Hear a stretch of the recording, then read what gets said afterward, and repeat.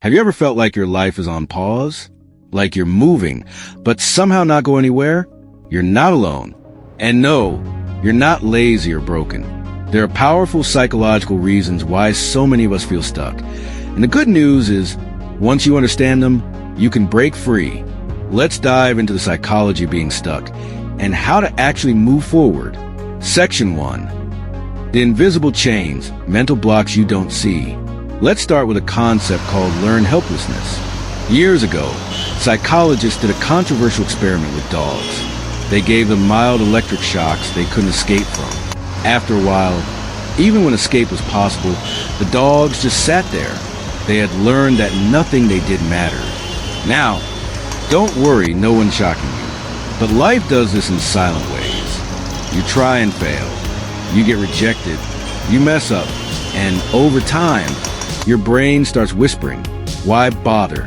It becomes your default mode. You stop applying for opportunities. You stay in that toxic friendship. You don't finish the project. Because deep down, you've trained yourself to believe it won't work out anyway. But here's the catch. That belief isn't truth. It's a mental habit. And like any habit, it can be unlearned. Section 2. The comfort trap. Let's talk about comfort zones. They sound nice, right? But here's the twist. Your comfort zone doesn't always feel comfortable. It just feels familiar. You might be stuck in a routine that drains you, a job that bores you, a mindset that limits you, and yet you stay. Why? Because your brain sees anything new as risky, even if that new thing is better. This is called status quo bias. We stick to what we know, even when we hate it. To break free, you have to take small, deliberate steps outside the familiar, not a massive leap, just one small step, then another, because action is what creates confidence, not the other way around. Section 3.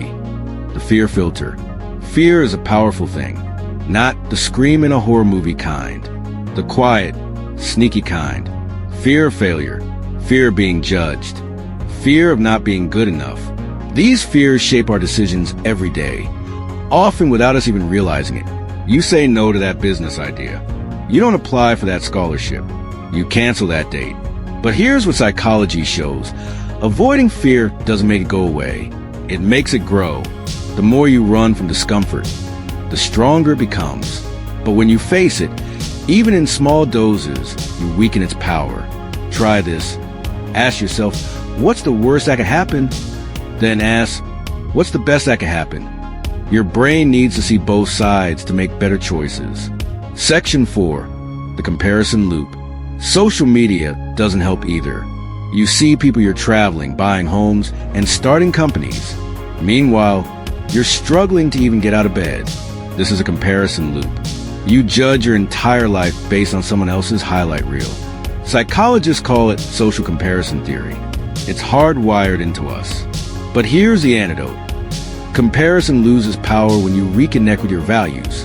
Not what looks good online. Not what your parents expect. What you value. Maybe it's growth. Maybe it's peace. Maybe it's creativity.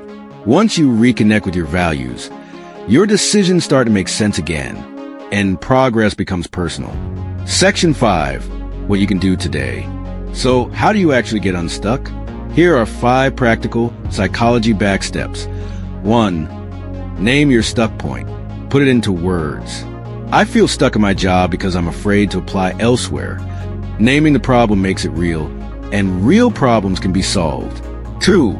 Challenge the story. Ask, is this fear or fact? Is it 100% true that I'll fail? Or is my brain just trying to protect me? 3. Take tiny risks to message that mentors.